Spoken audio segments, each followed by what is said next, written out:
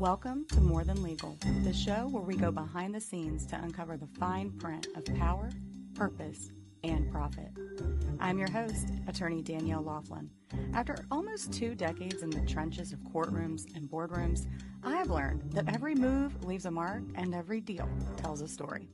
What will we uncover today? Let's find out. Hey, real quick, before we dive into the episode, remember, nothing you hear on this podcast is intended to be legal, financial, or tax advice. I invite you to contact any of the guests you hear by looking in the show notes for their contact information, or if you'd like to reach out to me, you can find my contact information at daniellelaughlin.com. All right, now let's get into it. So I really think that by investing with more women, you take out these two things, right? The financial literacy part, but for many of them, it's not even about that. Is about the shame part, and the shame part is not only in investing. A lot of people, I think, they feel bad about talking about money. They feel bad about asking for the extra salary, and that's when you mentioned something that struck a fiber in me. It's how can you make sure that when you're asked for money, you don't feel bad. And I think that when you ask for money to say, like, okay, I'm serving, Yeah. I'm being of service, because a lot of women love being of service, but they are not okay with asking to be paid for that service and that impact, right? And when you think about it, like, if you get paid, you will be able to be of service to more people, and your multiplier effect will compound, because you're getting more resources to be able to do what you want to do, to reinvest it, to all of that. That's when it becomes really satisfying. And I think for us, I think we need to do more to be able to transform that shame that comes towards our relationship with money, to saying, like, it's not only about my self-worth, which in cases sometimes we also have this imposter syndrome that I think sometimes comes from a lot of microaggressions and a lot of cultural issues that we can talk about too. But I think this about feeling worthy, but also about understanding that with that money, you're going to be able to multiply your acts of service.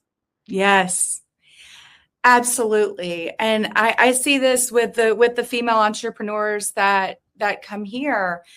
Some of them have difficult, like when we express our fee requirement, this is the fee for this service, and they're, that's okay. Yeah. Like, and that's okay. Maybe the fee isn't feasible for you. Maybe you don't perceive it's fair. That's totally fine.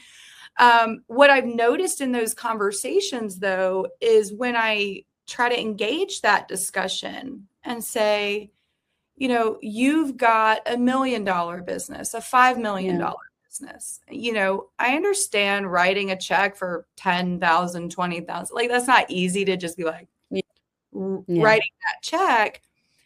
But I feel like what you're saying, it's almost like they don't want to discuss the actual money part, because they feel it's almost like, oh, well, why are you talking about my money? Yeah.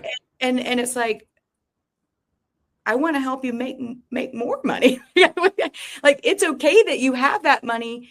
We want to make more of that money. And I think that what you're saying to me is so eye-opening in so many ways, because on the flip side, it's also with a non-entrepreneur, an employee. Yeah. Hey, you need to make more money. I know you need to make more money. I want you to make more money. Men have no problem with, I need to make more money. I want it, and this is what I'm going to do to make the money. I'm going to do this thing to make the money, and it's going to be great. Women, they're like, oh, yeah, we'll talk about that. Yeah, that's fine. When are we going to talk about it, honey? We got to talk about it now. What is the number? How do we get there? It is a team sport. We need to be on the same team. And I just think that's so fascinating. I really thank you for sharing that. I really think that women feel compelled to show value before asking for money. Mm-hmm. And I think that's where do that. I know I do that. And that's where, in general, and I'm talking totally, I mean, I'm pretty sure there's plenty of exceptions, but I think men are much more okay with saying, like, this is what I can do. If you want to see me in action, you have to pay up front, you know? And in our case, and of course it comes from years and years and centuries of, you know, working for free or at least to be working for, you know, for the family and not getting a paycheck, right, per se. And I think that's when we always have to demonstrate our value before actually asking for getting paid. And I think there's a lot of abuse in the system that has been totally accepted as a norm, you know. So that's when you hear about imposter syndrome and all of that. I feel like you know, I remember some partner at some point telling me, like, the imposter syndrome in women is like a disease that suddenly breaks out, like you have the flu. And I'm like, no, I don't think so. I don't think so. I don't think it happens like that. I think there's a lot of things that this little, like, comment or this little asking you to take the notes or asking you to do the extra work, asking you to go and buy the company present for so and so. I think all of these things, you feel like you need to do more work than other counterparts. And I think that's when you start believing that you need to do more, that you're not as valuable. And you know, it's a kind of self-fulfilling prophecy. Oh, it so is. I'm like having a little PTSD from my past employment experiences. I was fortunate when I did ask for the money. You know, I didn't have a single mom. It was like, I didn't really have a choice. I had to get the money. And, but I'm thinking back and it is those little comments and those little things, that, and we've been cultivated to even do it to other women as well. Like, we're totally. Very much, like we're kind of reinforcing a lot of those things. And I think that these conversations to me are so empowering. You also mentioned, and I want to be respectful of time. So if you need to go, we will go ahead and close out here. But if we I'm fine. I'm having a blast with you, Danielle. Thank you. Same. I'm so grateful to hear that. Where I feel like the main issue that keeps coming up for me is like, how do we know these problems exist, and I mean, I didn't know anything about that gap of wealth. I mean, I knew the wealth gap existed. And I think too, I had like some cognitive dissonance because especially like in the legal industry, there are more women law students now than men. But what we see in our industry, which is a very masculine industry, is after about usually 10 years or so of practice, women leave law. And I think it has to do with a lot of those issues. And sometimes it's things that I don't really think men understand because I don't believe they're actively trying to push us out. I don't think that that's really what's going on. I think what is going on is groupthink. And this is one of the things I get into in my book, which is like in the boardroom, right? Yeah. If you show up today, if you're the lead investor, and you come to a meeting and you have a belief about what needs to happen. And there's, 6 other people in there. Half of those people immediately are going to co-op on whatever it is that you say is the thing to do. And they may truly believe. They may actually really believe that what you're saying is true. But then there may be 3 or so of them that question whether that's really the truth or not. If one of them raises a question and you immediately respond by dismissing it, nobody else is going to say anything because they are going to appeal to your authority and they are going to not want to become public enemy number one to that authority figure, right? Yeah. Men, because in our cultures, they do have authority. They always have had authority. If a man raises a question, not even shutting anybody down, but just questions, hey, why is that? Women, it's almost like we're appealing to that masculine authority. We don't want to challenge that. And we're not cognitive necessarily of that. So instead of being like, oh, that's an interesting point. Well, let me think about that. Like, okay, well, why is that? It immediately becomes, well, that's not what I was meaning. And that's not really what I was doing. And it's a defensiveness as opposed to an engagement of a conversation. And then in that dynamic, it's like the gap widens because now the man wasn't trying to say that you didn't know what you were talking about necessarily. Maybe they were, but like, let's give them the benefit of that doubt, right? But if you have a bias in your mind about authority that you're not aware of, your bias is contributing to that. And you don't even know that. Oh, that's the bias. The bias by definition is that you actually don't understand. You don't understand what is happening. And I think that's kind of the key here. I would say that in order to actually make sure that there's less bias and that you can have better conversations, I have to say data.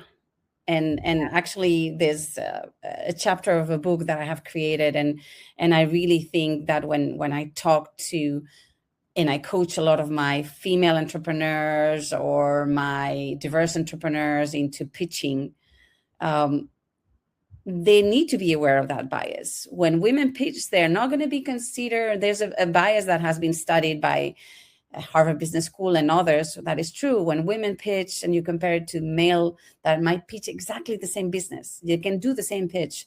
There's a bias of confirmation towards men and a bias of risk and how am I going to mitigate the risk that I see investing in this woman, right? When they do the same pitch, the men, the questions are like, when you get there, what you're going to do?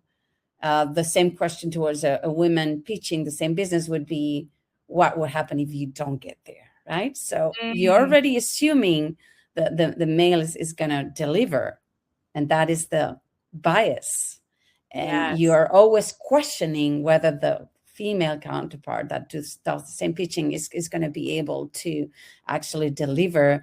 And most of the Q&A is justification on why I need to demonstrate to you that I'm going to be capable of delivering, while the other team doesn't even get that question. And they talk already about many other things when that happens, right? The assumption of delivery. Yes. Yes. So data is key against biases, and that's the only weapon you have. So when you assume that because of your accent or because of your gender or because of your origins or because of whatever, there's always going to be a bias towards thinking like, okay, maybe I don't trust this entrepreneur that much. And it's not even, sometimes it can be subconscious from the other side. And actually what is very interesting, and again, I think we've discussed that a little bit when we started this conversation, is that women have the same bias when they see female entrepreneurs, when they see diverse entrepreneurs pitching, than men have. So it's not a male thing, it's our own biases that might come from our upbringing. There's a lot of things that are there that get into our subconscious. But the only way to fight against that is data points. And you need to drill your data. What is your data when you're pitching? Must be like, know your numbers in and out. So if you're a diverse entrepreneur or a women entrepreneur, the assumption is that maybe you don't like math, maybe you don't like finance, maybe you don't know your numbers, maybe you're the soft skills part of the equation of the team. No, know your numbers. And when they're going to drill you with many more questions, you need to know them all by heart. You need to, and then that's when you come with data points, and it's not personal. It's not because you asked me because I'm a woman, or you asked me because you're a man asking a woman, or a woman asking a woman. It's not about that anymore. It's about the case at hand, which is the business, and how. So you take it from the personal realm of bias to the task at hand, the numbers, the potential, the money, the ROI.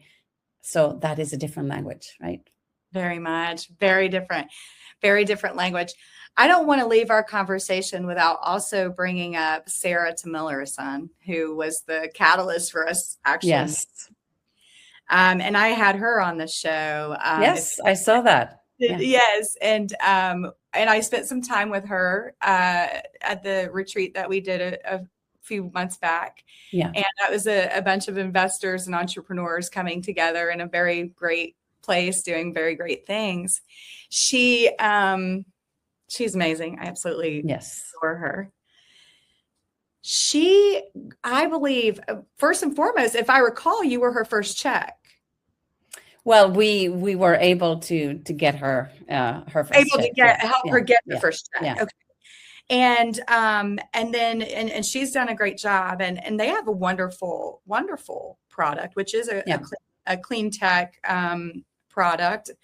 I see it more as a cash flow efficiency tool, right? And that is beautiful, because a lot of AI is geared towards impact and always maximizing whatever industrial process. And sometimes you might maximize that, but not the cost of making that, project more efficient, right?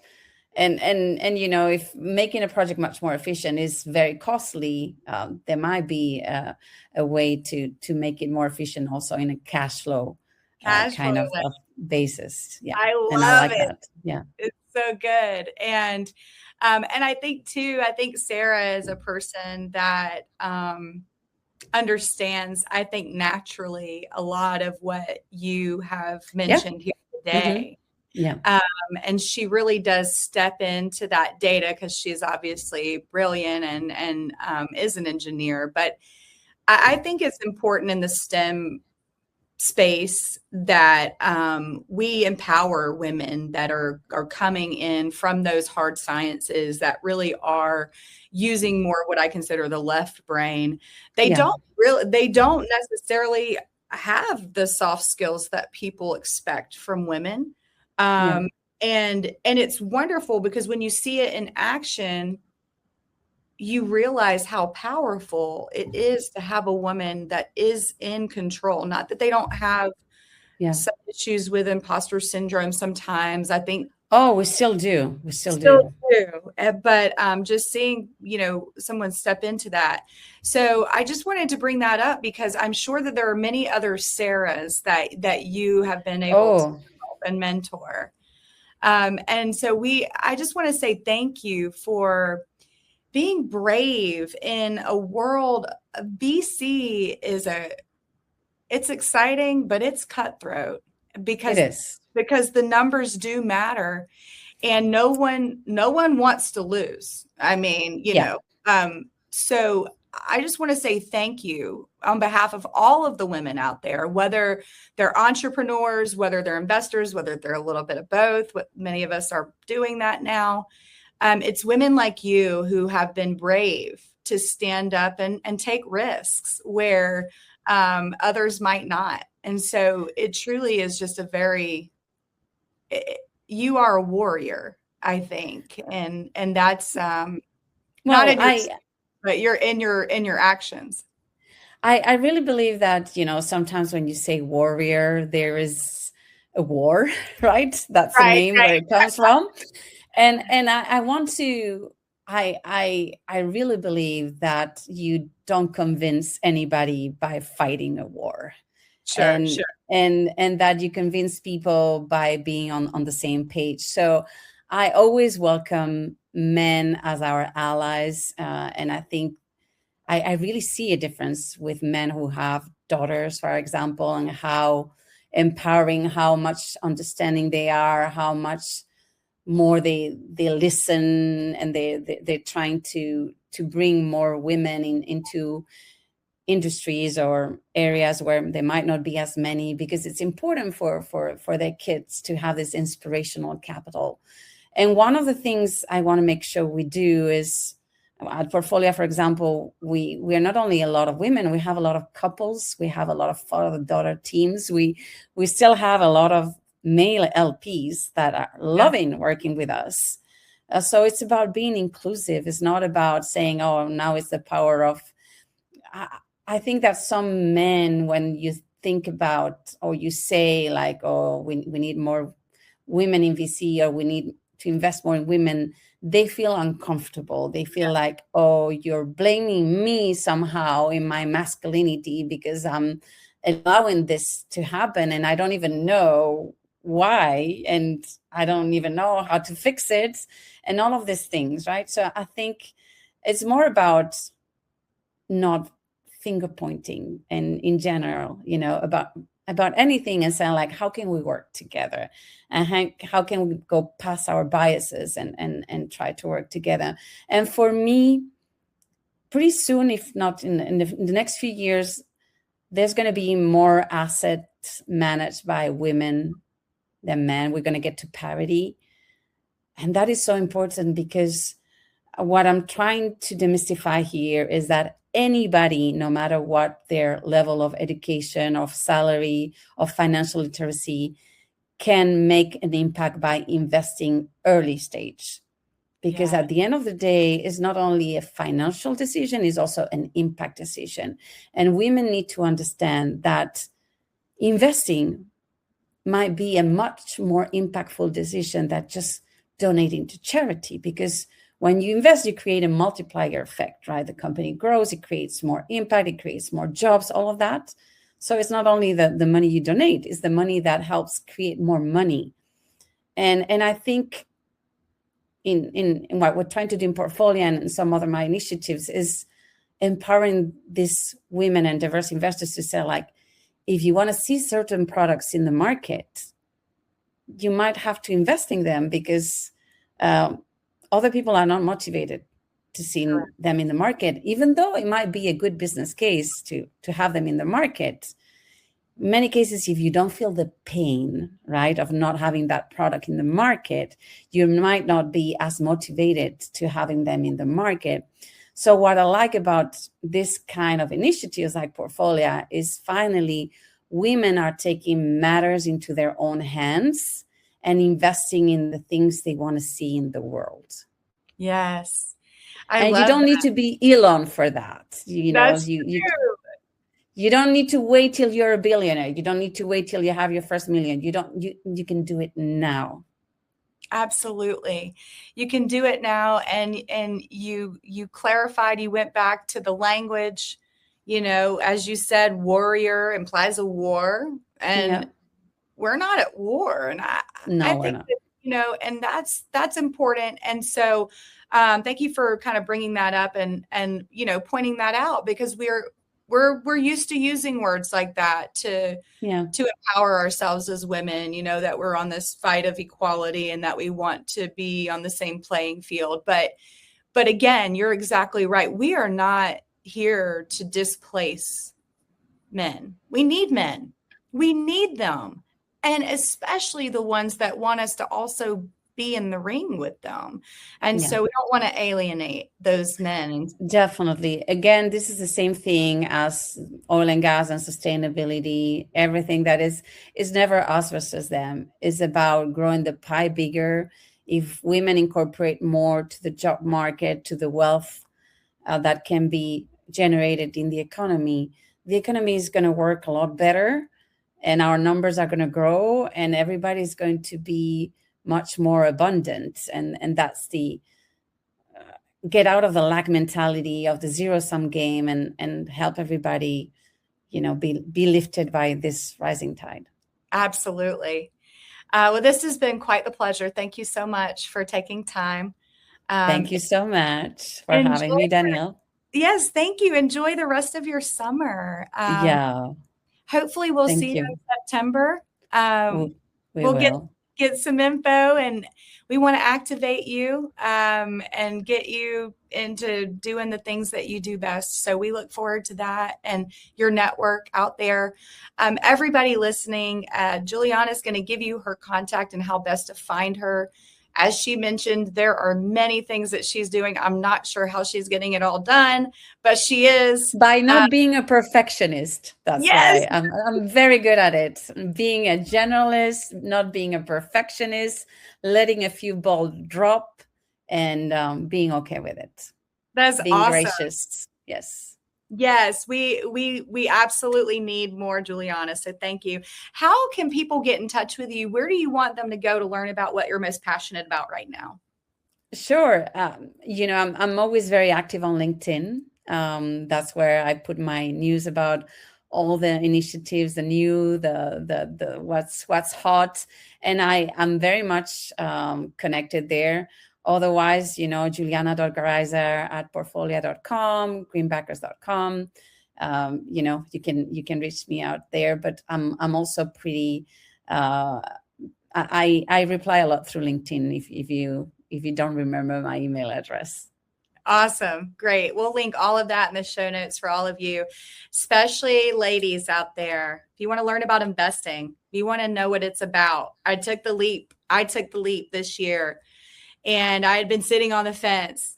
And I want to say too, I'm a lawyer and I'm a business lawyer, and I know a fair amount about finance and the math side of business. But even I was intimidated. I do transaction work. I help deals. I do deal flow stuff, but I always was leaving the numbers to the other guys, right? And I felt like, I hear this jargon and what does this stuff mean? I know the paper, but I don't know what they're saying. And so I just want to be like, really, I want to encourage exactly what you said. Even people that you look at, like people like me that are lawyers and we're doing, we still don't know all these things and we have to learn them. And so don't be afraid to learn and don't be afraid to ask. Yes, I think there's a very good friend of mine, Katie Maynard, who put together a book called The Ask. And actually there's a chapter that I wrote about that. I think women are very afraid to ask for help, ask for knowledge. So we need to create those safe spaces where people don't feel they're asking the dumb question. There's never a dumb question. How can you be empowered and shine and get to your potential? Because I think once we understand how investing works, and again, we don't need to understand everything. We just need to learn by doing, which I think is key. I think that's one of our things that hinders us the most, is that women in general think they need to be an expert to be able to do something. And a lot of men, since they were kids, have been very okay with learn by doing, experimenting, failing, a lot of times failing fast. We tend to be a lot more perfectionists. So we need to get out of that mentality and enable ourselves and allow ourselves to fail a lot more, and fail with a lot of people who are going to tell you this is never failing if you learn from it, right? Absolutely. Yeah. Because if you don't try because you're afraid to fail, you'll never learn. If you don't fail, that means that maybe you haven't pushed the envelope enough. Pushed enough. In your safe zone. You need to be always there, pushing it and almost about to fail or failing and failing fast, so that you really live up to your potential. Absolutely. You are a wealth of knowledge and just such a joy. You're always smiling, and you're always smiling. It's infectious. And I think that's what you help break down, that barrier, because you don't create one. And so it's just really so great to get to know you better and to understand your heart behind the great work that you're doing, because I know that you inspire a lot of people. You inspired me, and I'm sure you're going to You inspire a inspire lot. me. Oh, thank you. Thank you. I'm very honored to hear that. And we're all on a journey, and we Yes. fail and we falter, but we get back up and we keep going. And so I'm excited to see you soon. Yes, me too. Yeah, so we'll get in touch with you about that. And for those in the audience, if you haven't checked out the summit, we just went public with this, but we'll be at Trilith Live, which is down south of Atlanta, and we're doing a capital and culture summit. We're going to be talking about these things. We want people with money and people who need money to come together. Our logo's a bridge, Juliana. It literally is a bridge. Oh my goodness. I didn't know that. Yes, it's a bridge because I tend to be kind of a bridge builder too. Mm-hmm. And we want to bridge these gaps. And we're going to be bringing all kinds of traditional capital, alternative options, founders that are diverse, women, all kinds of just creators, film, experiential opportunities. So just a lot of different people coming together from our network to start a discussion that we're going to keep building on year after year. And so this will be the first year where we kind of bring these ideas so that we can start mending the us versus them problem that we have, because that's not how we feel. That's not what we really think. And we just want to be part of that positive change and helping to bridge those gaps. And so please, I encourage you, Juliana, everybody listening, reach to your networks. Who believes this? Who actually believes what we're talking about today? Bring them, invite them. Let's come together, because we're going to be doing some fundraising. We're going to be supporting asking for money. Let's do some asks. Yes. We're not ashamed of it. We're gonna ask people for money, sponsorships. I mean, all the things we have to pay for this whole thing. It's going to be fantastic. I'm so excited. Money for good. Money for good. Money for good. Money for our children. Money for our future. We have to be the change that we want to see in the world. And we have to put our money where our mouth is. It's easy to be a keyboard warrior. Yeah. It's hard to write a check. And I just let's lean into the uncomfortable. Absolutely. That's where growth happens. Absolutely. We have so much more to talk about and share. This is the beginning, I believe, of a very strong friendship and partnership and being part of that change. So I can't believe it's been so many months since we met. In my head, I was like, oh, I got to reach out to Juliana, get her on the show, and all the things happen. So life goes fast. So when you're having fun. It's so true. It's so true. Well, bless you. Bless your children and your family in Spain this summer. Enjoy your time. Thank you. Jealous. It's so hot here in the southern U.S. As you know. It's still hot in here too, but at least there's some breeze somehow that makes it better. Yeah, great. Well, have a wonderful time. Thanks again for coming on. Everybody, thank you for having me. You're welcome. It's my pleasure. Everybody listening, thanks for taking time to listen to Juliana and myself today. We are grateful for your listenership, and be sure to like, share, and follow. Bye for now. Thank you for listening to the show. Remember, stay sharp, stay curious, and stay tuned for our next episode. Bye for now.